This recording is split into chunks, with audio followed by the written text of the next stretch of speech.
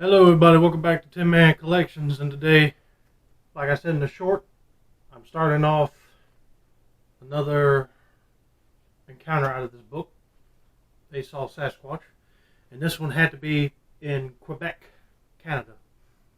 Now, to be honest with you, I started recording this yesterday, but then my camera died, so I said I'll wait until I charge it back up. I was going to do a two-parter, but I said no, I'm going to get it through here, so it's a short encounter. So anyway, let's get to it. I can tell you Bigfoot is real. Yes, I believe he is too. I was deep in the wilderness north of Quebec when I crossed a stream, at which point I found a very large footprint with well-defined toes, and I would judge it to have been a men's size 14. Yeah, that's big. I wear a 15, but anyway. So that Bigfoot is big, but he has a smaller foot than me. Back to the counter. Although I was really curious. It was toward dusk, so I set up camp.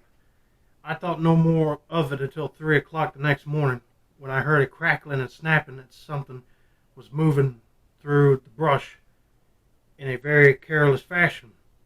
I scrambled out of my tent, armed with my ancient revolver inherited from my grandfather from the Royal Canadian Mounted Police days, which I carried more for nostalgia than effectiveness. My rifle was in its case in the tent.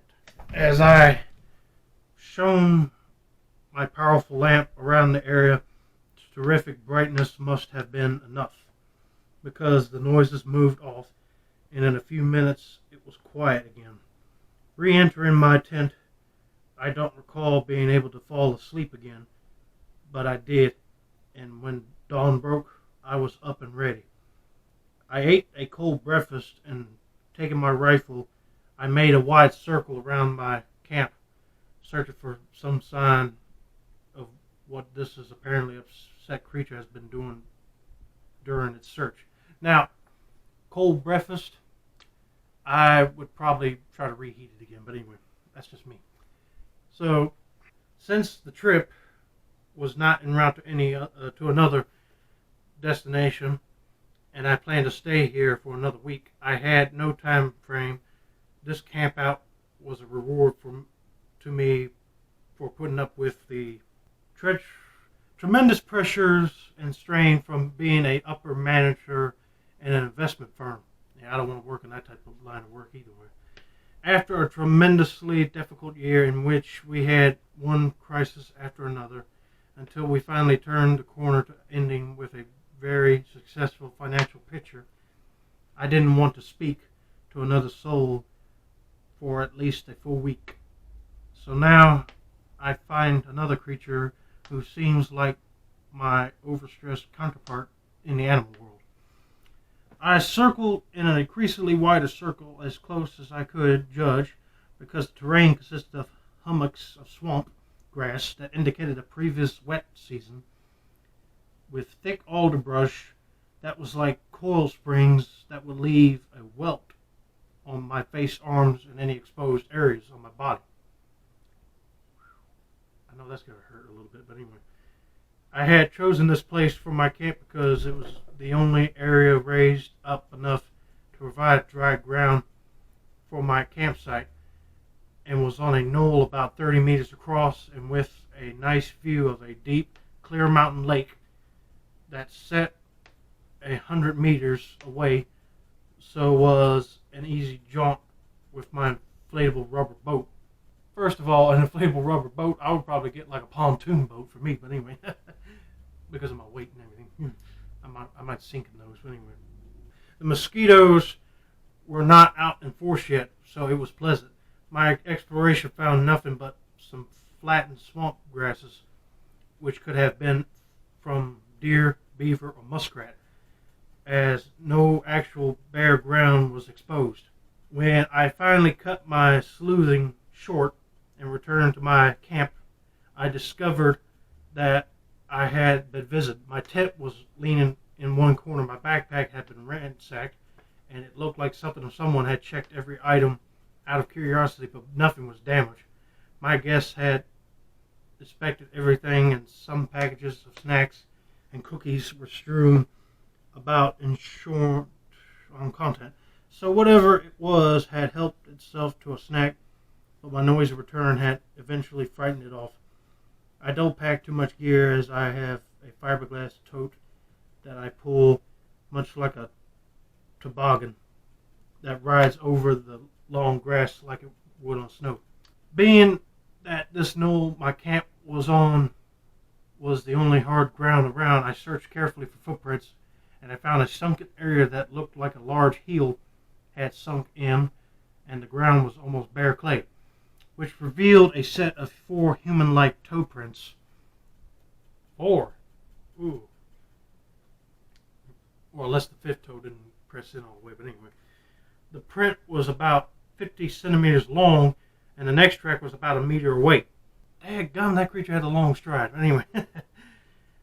And that was the only trace of my curious and nosy visitor. During the next 4 days, I heard nothing further, and I just relaxed, spent time fishing, reading, and unwinding from the pressures of my job. On the day I packed up to leave, I cleaned my campsite to leave no trace of my presence and towed my gear on my sled by a rope across my chest. As I entered the forest path that led the final 2 miles to a crude road where I left my 4-wheel drive pickup, I took my habitual look back toward the lake and my camp. There in plain sight was a large bear-like creature, the likes of which I have never seen. It was standing on 2 legs and was slightly stooped over and appeared to be investigating the area.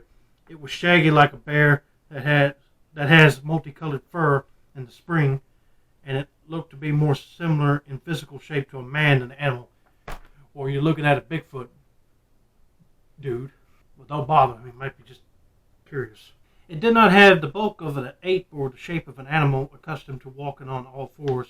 I scrambled for my cell phone to get a photo, but by the time I dug it out of my pack, the creature had departed, and I don't know where. It could have seen me looking at it and hidden on the other side of the knoll, but I waited another 10 minutes before giving up, as I had a long drive home. As a professional businessman, I tell you of my experience because it's one of those stories that one in my business cannot obviously afford to discuss with peers or clients, and therefore you can appreciate why I must remain anonymous. But my family will be able to see my experience in print, and my kids can know what Daddy did on his retreat. Jason A., Canada. Alright, there you go, ladies and gentlemen. And yes, when you're digging through the phone to take a picture, I know he probably saw you and just jolted back in the woods or something. This happened in, I forgot to mention when it happened. It happened late June of 2013. So how many of you guys like to go to Canada? But I hope I don't run into no monstrous Bigfoots that, kill people. But hopefully you don't have to have that problem. But anyway. Alright, that's going to be it for now in this book. I'm going to take a break from this for a while, and then I'm going to start backing up with the mother books over there with the ghosts and other Bigfoot books. So stay tuned for those. And don't forget to like, subscribe, turn on those post notifications, and I'll see you next time. This has been another successful installment of the Tin Man Collections channel. I'm Jeffrey the Tin Man Taylor. Sayonara.